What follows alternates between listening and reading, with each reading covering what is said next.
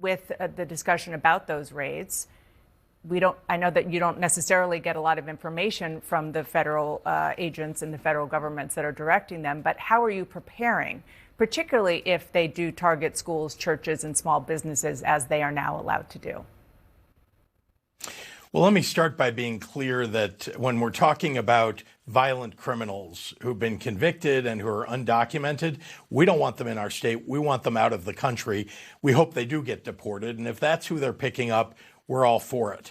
They show up with a warrant, and we're going to hand over people who are in our prisons or in our jails who fit that description. Now, what they're also doing, though, and it's quite disturbing, is they're going after people who are law-abiding, who are holding down jobs, who have families here, who may have been here for a decade or 2 decades, and they're often our neighbors and our friends. And why are we going after them? These are not people who are causing problems in our country, and what we need is a path to citizenship for them. We need to secure our border. We need to get rid of the violent criminals, but we also need to protect people, at least the residents of Illinois and all across the nation, who are just doing what we hope that immigrants will do. There was a memo that came from the Trump Justice Department this week, and it warned that, quote, federal law prohibits state and local actors from resisting, obstructing, and otherwise failing to comply with lawful immigration-related commands and requests.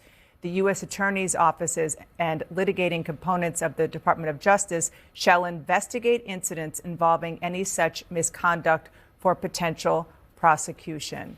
Are you concerned that Illinois state or local officials, up to and including maybe yourself, could face prosecution if you don't comply with federal immigration authorities? Obviously, you say you agree on people who are in the United States, in Chicago and elsewhere illegally, who are criminals. But what about those who are, as you say, citizens of the community? Dana, we're going to follow the law in Illinois and federal law, too. We expect them to do the same. I'm very afraid that they will not follow the law.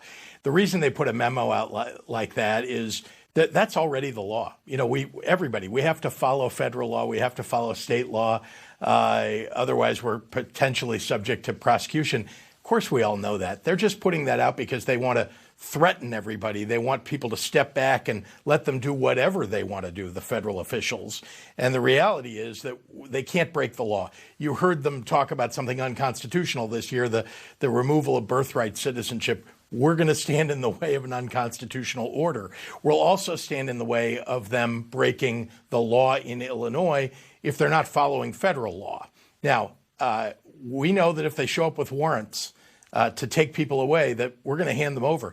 There are people who have deportation orders and have had for many years, even during the prior Trump administration, who need to be picked up and who are violent criminals and, again, should be deported. So we're going to do, what we need to do. But we also have a law in the books in Illinois that says that our local law enforcement will stand up for those law-abiding, undocumented people in our state who are doing the right thing. And we're not going to help federal officials just drag them away because somebody pointed at them and said, oh, that person's brown or that person's not from here. Check it out. Maybe they're undocumented. So, Governor, that's exactly what I was getting at. You have a law in the books in your state that requires maybe local law enforcement to protect people that the federal law enforcement agents are coming in to try to deport. I mean, that sounds like a recipe for a big problem.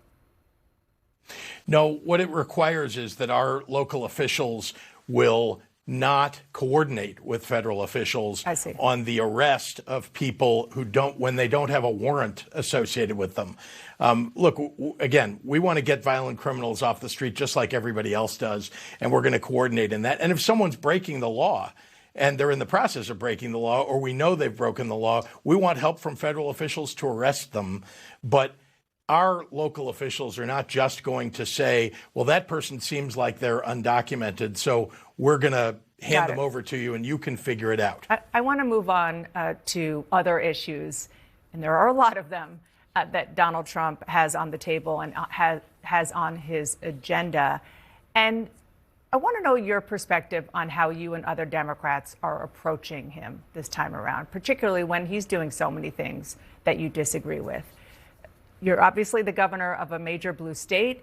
Have you thought about your approach, how you're going to respond to all of this? Will you pick and choose your battles? Well, it's clear what we need to be doing is standing up for the values of the vast majority of American people and what Democrats stand for, right? We want to raise the minimum wage. They don't. They want to take away health care from 1 million people in my state. We think that we ought to make health care more affordable and more available to people. We want to lower costs for people. We eliminated the grocery tax in my state so that it would be less expensive for people to go buy their groceries. But what's Donald Trump doing? He's raising tariffs on goods from Canada and Mexico. That's going to raise prices for people. So we need to make sure that we're communicating properly. I think that's one of the big challenges that we had in this last election. Our message wasn't right. It's not that our policies aren't right, but the Republicans did a great job of painting Democrats into a corner, talking about issues that sometimes don't matter to most of the public. I think we need to be squarely on working families and what's good for them. That's what Democrats want to do. What about what Donald Trump is doing? What's your approach going to be? I mean, we just talked about immigration for a while. I mean, that's a real life issue that you're dealing with as governor, and there are so many more like that. Yeah, well, we've got to win elections. Let me be clear. You can't win on the issues if you don't win the elections. Now, in my state, even though there was a shift, and although the same number of people voted for Donald Trump in this last election, fewer people showed up to vote for Kamala Harris. But at local elections and state elections in Illinois, we won. We won. And I think that happened all over America. If you look even at the battleground states, Democrats did reasonably well at the local level. It was at the federal level where we lost ground. Although I must say we're on the verge of taking back the House of Representatives, and I think in 2026 we need to go do that. Again, we've got to win elections in order to win for the American people and working families across the country. I want to ask you about an election that's actually going to happen in Germany, because Elon Musk addressed a rally for a far-right political party there this weekend, and he told them that they had his support and Trump's support and that Germans should focus less on past guilt.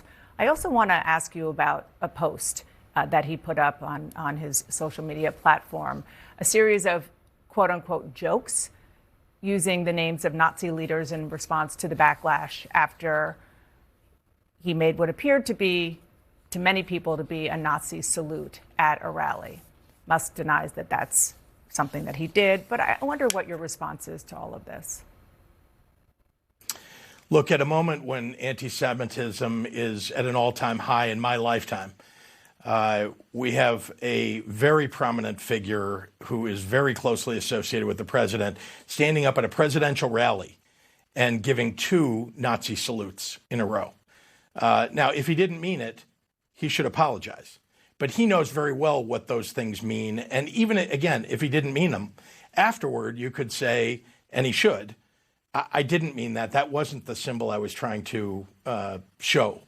Now, here's what I think about it. Neo-Nazis across the United States celebrated when he did that.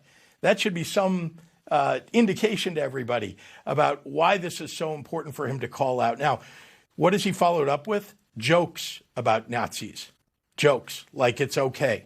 And then showing up in a video presentation to the far right folks who are the most anti-Semitic in German politics, and and standing up for them and telling them, I'm for you. That's bad for the United States. It's bad for Jews across the world. It's bad for Germany. And President Trump ought to be calling that out. If he doesn't agree with Elon Musk, if he doesn't agree with 2 Sig Heils at his own rally and backing a party that backs Nazis, then he ought to say so. Why isn't Donald Trump speaking out? Last question. Are you going to run for president in 2028? I appreciate that question, and I'm flattered by it. But I got to tell you, we have a lot to accomplish in the state of Illinois, so I'm looking forward to that and just deciding whether or not I'm going to run for re-election here. Okay. I didn't hear a no there.